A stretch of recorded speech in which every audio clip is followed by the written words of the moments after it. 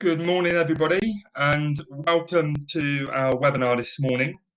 The webinar is focused on Google Ads and how to reduce wasted spend and to improve your ad performance. My name is Joe Bailey, and my fellow presenter this morning is Jack Turner.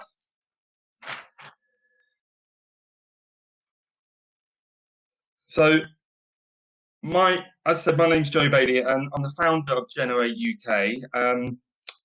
I started the business back in 2008, and if you recall at the time, there was a financial crisis during that time. And as a result, as a business, we really understand the importance of ensuring a return on any investment that you provide for your marketing. And so this really prompted us to focus on delivering a series of webinars over the coming months to help businesses basically get the most out of their marketing. In addition, I'm the president of the West Berkshire Chamber of Commerce, and I focus and help businesses locally to really get the most out of their networks and to facilitate growth. As a business, we are also shortlisted on the Wire 500 for the agency leader, and also we're in the top 25 of agencies within the South. As I mentioned, I started the business in 2008. Within the agency, we've got 25 marketing professionals. We're a full service digital marketing agency, so you can actually come to us and we can help you with your branding, we can help develop assets, we can help create a strategy, we can help deliver that strategy. Obviously, AdWords and the Google Ad Network really does come into play when looking at various different strategies for businesses. And is certainly an activity is growing within our business.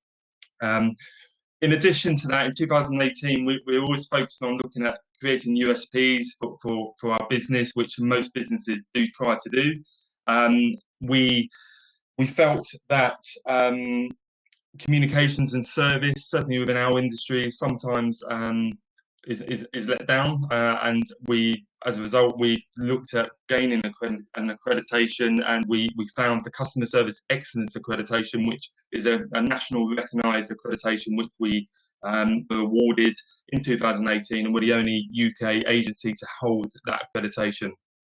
Within the sector, we work with many different businesses within different sectors. Gives us good experience in understanding what works in some and not in others. From working with the Chocolatiers Godiva to that of the Thames Valley Chamber of Commerce to that of the Royal Berkshire Hospital. Obviously, they're hugely busy in terms of their communications at the moment.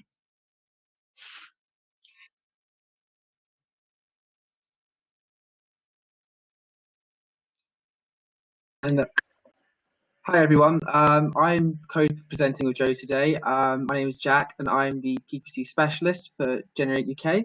I've been at Generate UK for about 3.5 to 4 years, focusing mainly on PPC. In that time, I've become a Google Ads accredited marketeer and also gained certification with the Chartered Institute of Marketing. Responsible for heading up a lot of different campaigns for Generate, both B2B and B2C, so we understand the challenges that both sides of the industry are facing right now. And as part of our work, we've been shortlisted for the best use of search in 2019 with our work in the third sector for an adoption charity called PACT based in Reading. So I'll pass you back over to Joe to talk through the agenda. Thank you, Jack. Just have the agenda. So today we're going to look at increasing the performance of your ad campaigns, and also why you should focus on conversions, not clicks. Now, this is quite a conversation we have with many of our clients. People just want clicks to their website, which is obviously great. The more people who get to your website, you're hoping to convert them through to business. However, as a key metrics, we always focus on conversions because that's going to deliver a return, not just a click. We'll take you through that. We'll also look at how to improve your targeting and what we do to look at that. And also creating landing pages that convert. Now, there's been, in 12 years, landing pages back in 2008 are very different to now, and we'll show you what makes a good landing page and what you should focus on.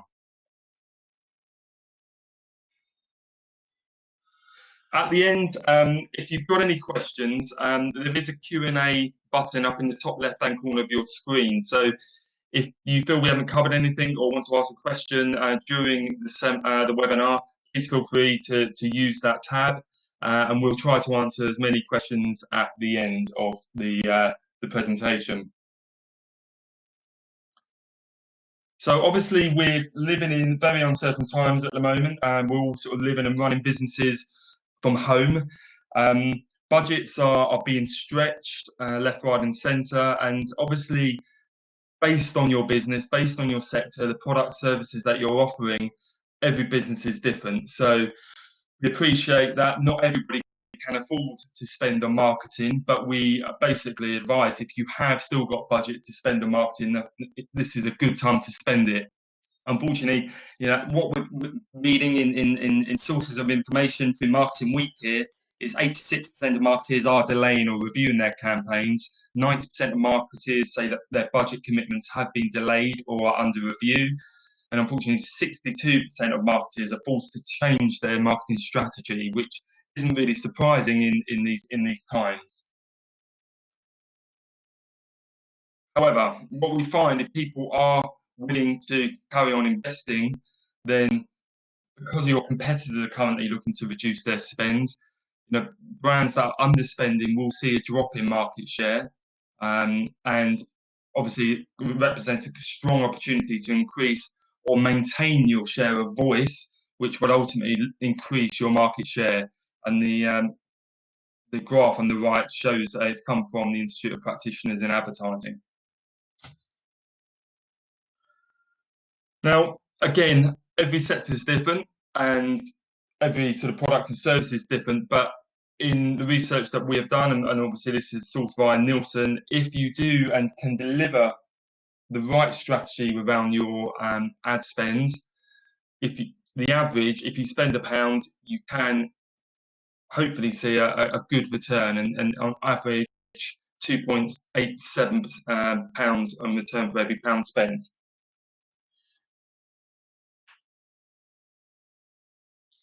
I'm going to pass you over to Jack, who's going to start going through looking at reporting, and I'll pass you over, Jack. Thanks, Joe, and thank you again for joining us today. So one of the first things when we start working with a client is we look at the general performance of their existing campaigns if they've been running PPC before. And what we often find is that customers will be looking at things like called vanity metrics, so impressions, clicks, average position, impression share rates. And don't get me wrong, they are important to the understanding performance. However, we like to look a bit deeper, and we like to look at things we call insight-led metrics. So when insight-led metrics, we're looking at things such as conversions, conversion rates, the cost per conversion, and return on ad spend. So once you start looking at these insight-led performance metrics, you'll start to get a better understanding of actually how well your Google Ads is giving you a return on your investment. So another thing we look at quite quickly is underperforming keywords, because looking at your underperforming keywords can give really quick win in just saving wasted spend. So for example, if you had 500 clicks on a keyword with one conversion at that time with a £2 cost per click, you're looking at a £1,000 cost per conversion, which for a lot of businesses isn't going to generate that return you need. If you're only selling your products for a couple £100, then you've got a large budget deficit currently occurring. And we also want to ensure we're getting our tracking right. So we're going to look at 3 tools you can use to just amp up your tracking and make sure you can really effectively understand your marketing performance with Google Ads. So the first one is Google Ads, of course, and apart from the top level spending, there's a lot of different avenues you can look to review within Google Ads platform. So for example, keyword and search term data. So not only can you understand just how well your target keywords are performing, but you can look at what your customers are using to find your ads. For example, you could be looking to promote Apple to be in your ad term, but actually people are looking for oranges. And understanding the search term data will have a key role in getting your performance to improve. You can also look at demographic and location reports to understand where your target market are. You can look at device usage to see how customers are interacting with your ads. So, for example, you could have a web desktop focused website, but actually a lot of your traffic is coming from mobile. So you might want to pause mobile traffic or maybe look to review your pages to make sure they're friendly for mobile users. And also it integrates very well with Google Analytics, as we'll come to. So Google Analytics, for those who use it quite regularly, will know it's a very great source for understanding in-depth behavior analysis. So within Google Ads, you can link Google Analytics to understand the page views, the average session duration, and the bounce rate of each individual ad, keyword, and campaign, which is just a really great technique to understanding how ads are generating traffic and then actually how they're converting traffic once they're on the site. And that comes into conversion tracking and event tracking, which again can be linked to Google Ads, to just understand that once someone gets to your site, how are they interacting with certain elements? Are they perhaps not using the right calls to action? How can you review pages to make a better function? And then finally, we will look at Google Tag Manager, which is essentially a storage hub for tracking platform. So this allows for greater in-depth tracking functionality, linking Google Ads and Google Analytics into sort of an all-in-one location to just get greater insight into how your campaigns are performing. And it's also the easiest way to create conversion tags within Google Ads. So if you've gone through the previous experience of manually putting those into your code, it's a thing of the past for Google Tag Manager. And what we recommend is using all three tools in tandem. I mean, one thing we find quite regularly with clients who we start working with is maybe 15% will be using all three tools together. So you might be using Google Ads and Google Analytics, but you maybe hadn't considered Tag Manager. And we really recommend using all three just to gain a better understanding into the performance of your campaigns. So how can you improve conversions performance? Well, there's three things we want to look at. The first is targeting, which is getting the right people to see the right ads at the right time. Ad extensions, providing your advertising with all the tools it needs to stand out and succeed. And landing pages, creating landing pages that will answer customer needs and requirements. So the first one we're going to look at today is targeting. So within Google Ads, there's a number of different areas you can look to improve your targeting. So the first one is demographics, targeting sweet spot prospects. So for example, especially in B2C, you might have a good understanding of your target age ranges, your genders, and in some cases, income. And understanding this will allow you to sort of really hone in on your sort of sweet spot prospects and just improve who your ads are showing to. For example, location, if you're a local business who only wants to deal in certain areas, then you can set your locations to be very specific, maybe targeting a 20-mile radius of your office location, for example. And you also look at interest-based marketing. For example, if you know very well in depth as to the interests and hobbies of your audience, then you can look to put placements targeting customers who share the same interests as your target audience. And then finally, we'll look at keyword match types and negative keywords, and we'll get onto a bit more about keyword match types. So there are four main keyword match types in Google Ads. The first one is broad match, which will show your ad if keywords or variants are used in a search, regardless of the order. Broad match modifier, which sort of hones in broad match a little bit. So you can look to only show your ads on searches that have a keyword designated with plus sign. Phrase match will basically rein things even further, ensuring that your ads will only show for phrases marked between two speech marks. And finally, exact match, which does what it says on the tin, really. So an exact match ad will only show if that exact phrase is used. So we'll put that into a bit of practice. So for example, a luxury African safari company. So their key markets are Europe and the US. So they've got a lot of areas they need to target and cover within a very tight ad spend. So going broad match just won't provide that return. For example, for a broad match keyword on Safari holiday, you could go into avenues such as Safari versus Chrome, which is a browser debate and not relevant at all to the industry. It could be a very broad keyword such as where to go on holiday, which it could be a completely separate search to what the African Safari company wants to target. And then finally, you could even going to UK searches for sort of long lead Safari days out, which won't provide any sort of return. So it's really important that with Browse Match you're very specific to what you want to show for, and you want to make sure that you can cover a broad range. In most cases, that's not going to be the case. But secondly, we'll look at broad match modifier. So just adding a plus sign to the front of these two keywords will just really tighten your targeting while keeping you quite broad. For example, you'll look at ads placements such as best Safari holiday, beach holiday versus Safari, and cheap Safari holidays. So for a luxury company, keywords such as cheap won't be as effective. However, you're always going to be on point with a Safari holiday search term. So that's where phrase match comes in. So for a phrase match term, you will have to show your ad to any term that involves Safari holiday in that order. So your ads will start to become even more targeted. So best Safari holiday company, Africa Safari holiday.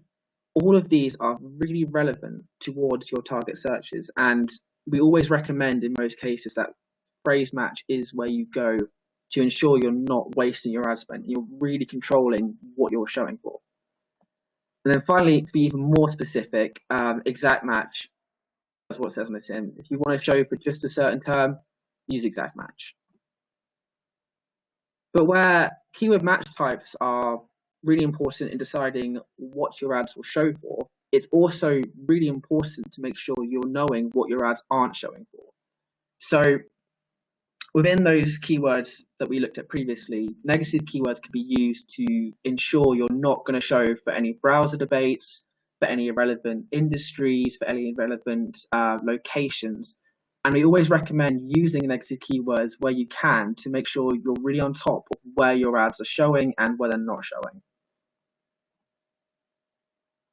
And then next, we're going to look at ad extensions. So we've done a search earlier for local builders.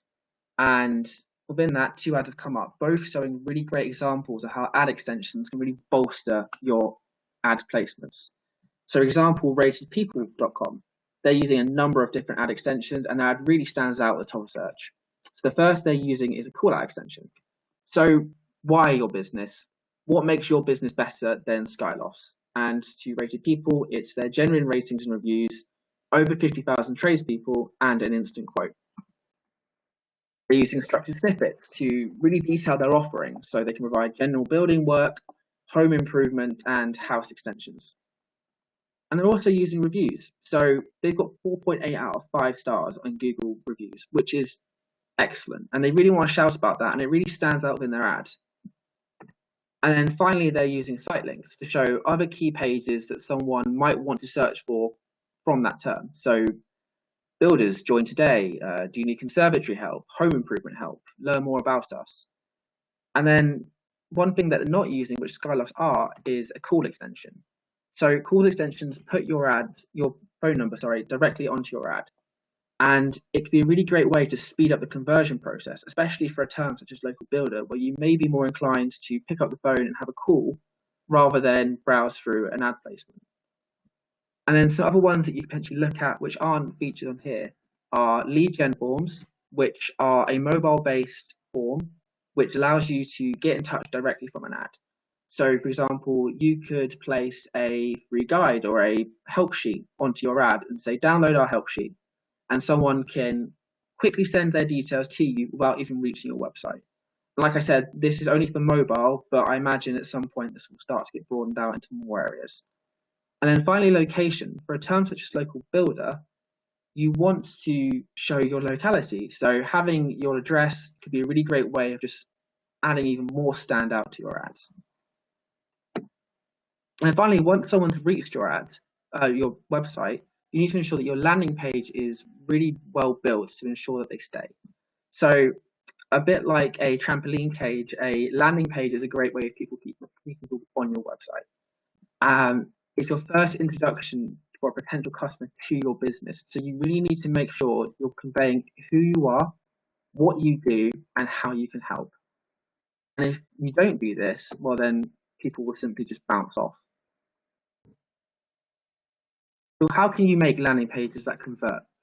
So we always recommend using the advertising principle of AIDA, which is attention, interest, desire, and action. You want to catch people's attention, you want to spark interest and desire, and you want someone to complete an action.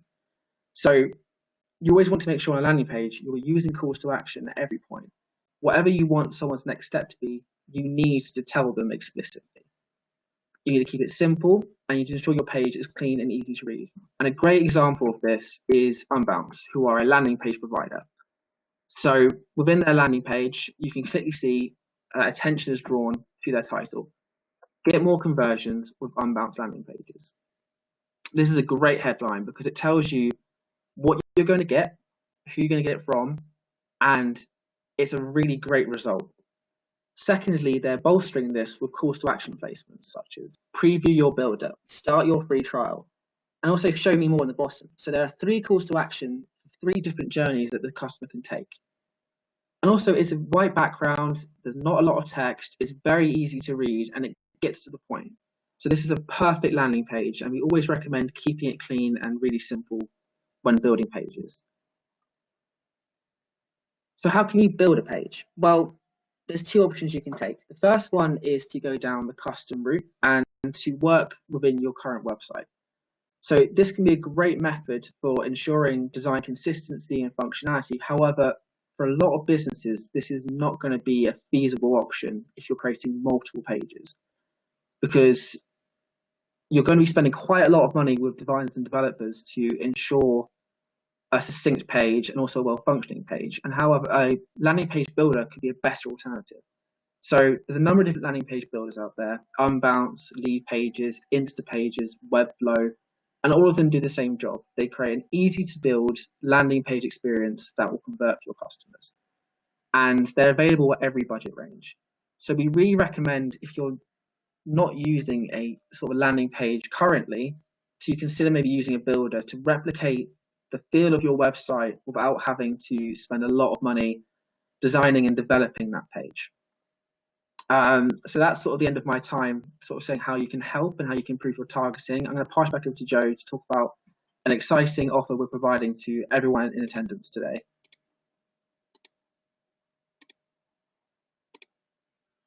Thank you, Jack. Just before we do that, we've had a couple of questions come in. Maybe you could help sort of answer them. So Google ratings are an automated extension. How can advertisers proactively get them to show? That's a great question. So Google, you can link your Google accounts to your review platform. So I don't know which one you're using, but if you're using Google Reviews, that will automatically show. It won't be 100% of the time, but in most cases it will show. And also we find FIFO to be a really great platform to connect to your Google Ads. We've Trusted Pilot have recently stopped integrating with Google Ads, so these reviews won't show. Excellent. And I've just had a question come in, with external landing pages, doesn't it have to be the same branding as your current site, or does this not matter as it's designed to bring someone in? So I would always recommend keeping the core consistency of your brand across a landing page. So if you look at sort of advertising, for example, especially TV advertising, you won't always see the exact same colors, the exact same visuals, the exact same message. But what you will see are sort of key brand components such as a logo, a jingle, potentially the same voiceover, just some sort of consistency. So I'd always recommend keeping consistency, but playing around a little bit and just seeing what converts, because you might find that your key website background is a dark blue. However, your customers preferring to interact with your website when it's got a white background. So it could be quite a good testing tool to see how you can improve your current site as well. Yeah, and we did have another one in terms of sort of phrase matching. It said the introduction of close variants has virtually neutralized the use or modified phrase an exact match. Have you any suggestions on how to eliminate wasted spend when Google decides that, for example, fruit is identical to black grapes? That's a great question. Great question. So negative keywords really come into their own in that factor. So if you're experiencing that sort of variation issue, then first of all, stick to exact just to make sure it's as tight as it can be. And then if there are any potential keywords around fruit that you don't want to show for, potentially like apples, oranges, adding those into the negative keyword list in the exact format will just help to tighten that even further. So with the introduction of greater variation within Google's keyword targeting, having your negatives up to scratch is really important now. Thank you, Jack. I think they are the questions for now. If anybody has any more, please feel free in the next sort of minute or two to send them through. In the interim, we are offering as you saw on the slide before, we are offering a free Google ad audit. So if you are interested, because obviously in times like these, we need to share the love and hopefully help businesses get the most out of their campaigns. Now, if you do want a free Google ad audit, please email Tracy-Ann Lee at generateuk.co.uk, who will coordinate with Jack and the other members of his team to facilitate this and make contact and provide you with a free audit. I believe we have another few other questions, Jack, and I think we've got a few minutes potentially to answer. Would a landing page be better experience than going straight to a product or category page? Thank you, Andy. This can really vary. Yeah, thank you, Andy. So we find that in some cases, for larger, more luxury products, that actually having a pre-product landing page can really help to just be quite in control of how you're presenting your product or your service. So for these sort of luxury items, having a pre-lander is a really great way of answering how this can help you. It can show great video technique, really high functionality within the product, which may not be possible on a product page. The lower revenue items, such as maybe specific tools or like labels or sort of anything you want to find on Amazon, it is fine to go straight to a product page. I wouldn't really recommend a category page unless you've got your functionality on your sites to a stage where you can answer specific search terms, because there's a lot of room for miscommunication. You might find that if someone doesn't immediately see the product they want, then they might bounce off quicker on a category page. So it kind of depends entirely on the product, but in a lot of cases, a landing page can be a great way to just communicate your message to your customers. That's a good answer. And lastly, I think we've got one more question probably to squeeze in. Do you recommend using broad match types for anything? So it comes down to your objectives, really. So as I mentioned before about measuring on vanity metrics, broad match kind of comes into its own there. If you're looking for a brand awareness objective and you want to have a scattergun effect in what you show for around a term, then broad match can be really effective. But in most cases, especially I imagine the people attending today, that's not really going to be the objective right now. And actually getting into positions with exact and phrase match where you're showing for the exact terms you need to show for will just really help to drive performance and get your return on investment. Broad match can be a good approach, but it needs to be really closely monitored to ensure you're not showing for irrelevant terms, which could just be wasting your budget.